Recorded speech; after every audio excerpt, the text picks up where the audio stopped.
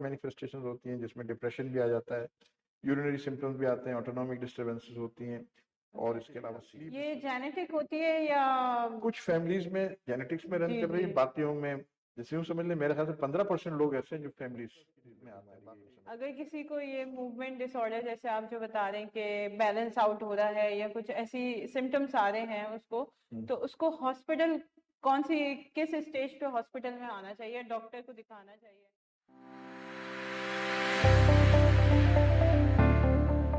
دوسری ڈیزیز ہے بہت بڑی ہے جو کہ بہت ویل نون بھی ہے, پارکنسن ڈیزیز ہے جس کو عام زبان میں کہنا چاہیں تو موومنٹ ڈس آرڈر بھی بولتے ہیں.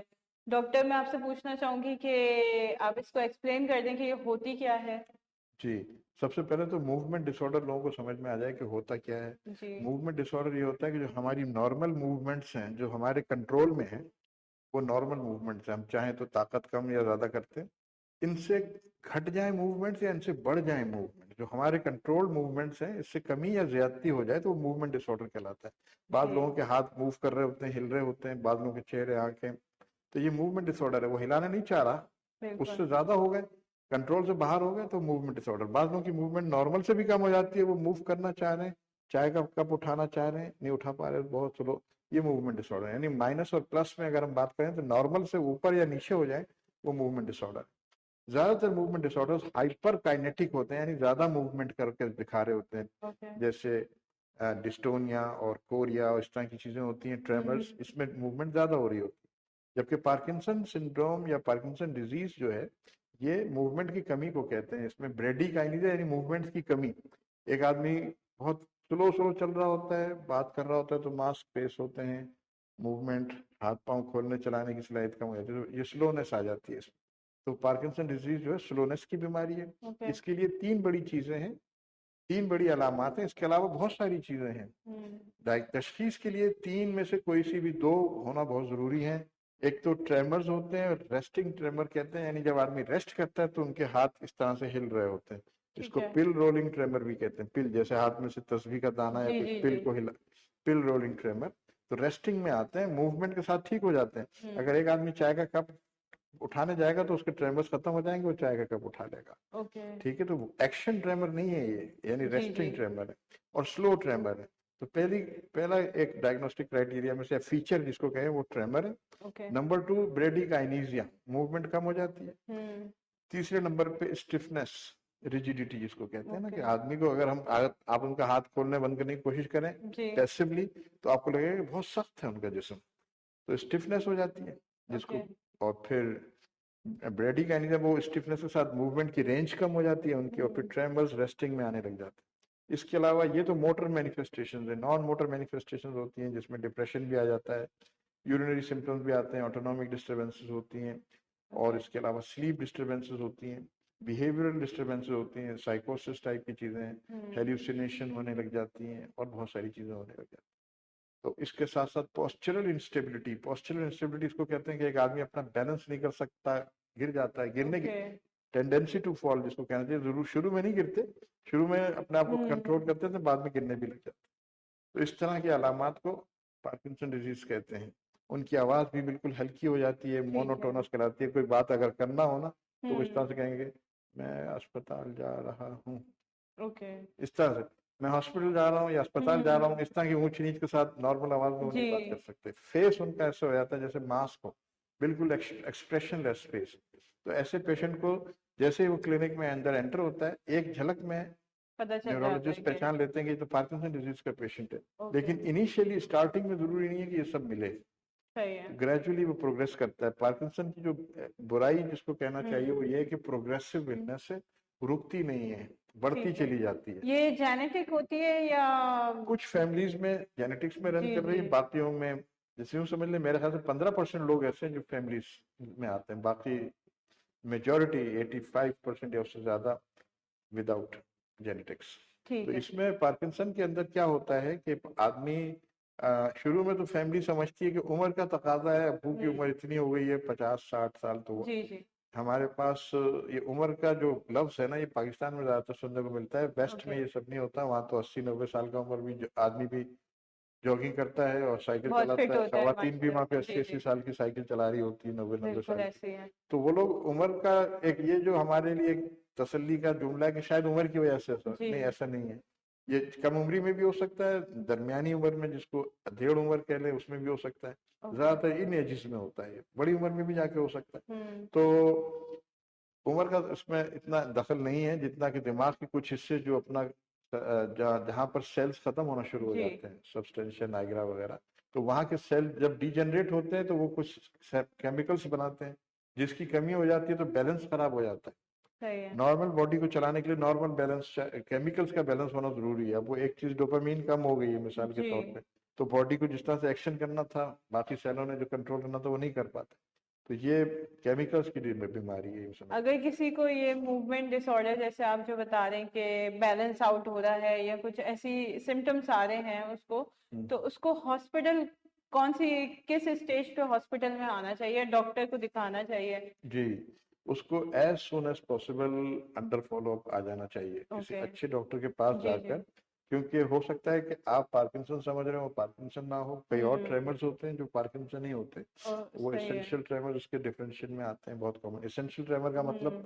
कि वो फैमिली में रन कर रहे होते हैं और अक्सर होते ही होते हैं। एसेंशियल का मतलब ये है उसके पीछे कोई, जैसे ब्लड प्रेशर होता है ना, जी एसेंशियल जी जी जी। हाइपरटेंशन, कम उम्र का ब्लड प्रेशर तो किसी वजह से होता है, लेकिन बड़ी उम्र का किसी बगैर किसी वजह की वजह, तो वो एसेंशियल ट्रेमर अलग चीज है। लेकिन पार्किंसोनियन ट्रेमर अगर आप देखें कि रेस्टिंग में जब कोई बुजुर्ग हम्म। बैठे हो, उनका हाथ इस तरह हिल रहा हो और उनसे बातचीत करने में स्लोनेस नजर आ रही हो, तो आप जितना जल्दी पहुंच जाए उतना अच्छा है।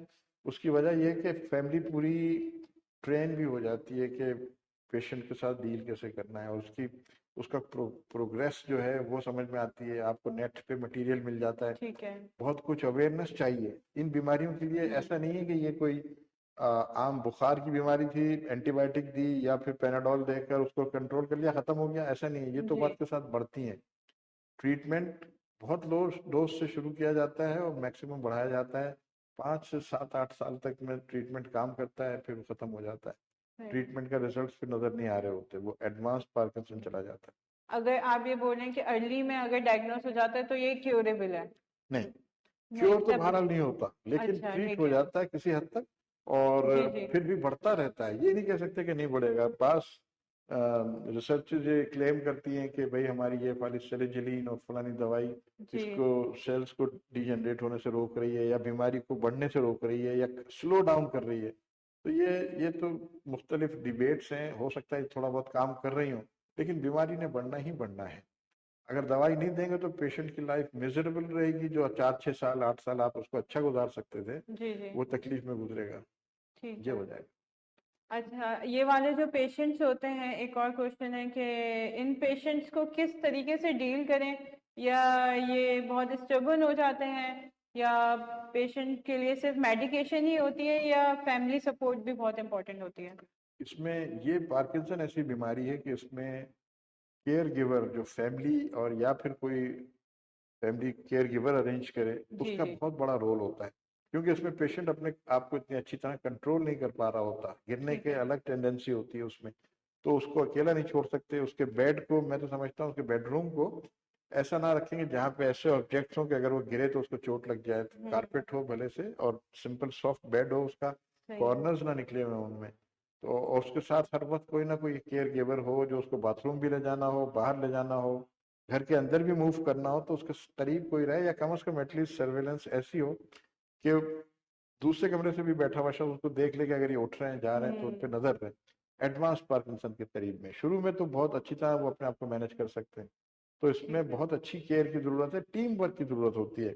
खाली गोलियां काम नहीं करती। बिल्कुल ऐसे पेशेंट ही का है। कोऑपरेशन, फैमिली, केयर गिवर जो है, और डॉक्टर्स, और एजुकेशन आप में इसमें नेट के थ्रू, या जो दूसरा रिटर्न स्टफ होता है वो जी जी। पढ़ें। जितने इसके बहुत सारे पैम्फलेट्स वगैरह मिल सकते हैं, तो उससे हम्म। आपकी नॉलेज जब गेन होती है तो आपको समझ में आता है कि इस बीमारी को टैकल कैसे करना है। ये आम बीमारी नहीं है, वो बहुत सीरियस बीमारी है। सही है।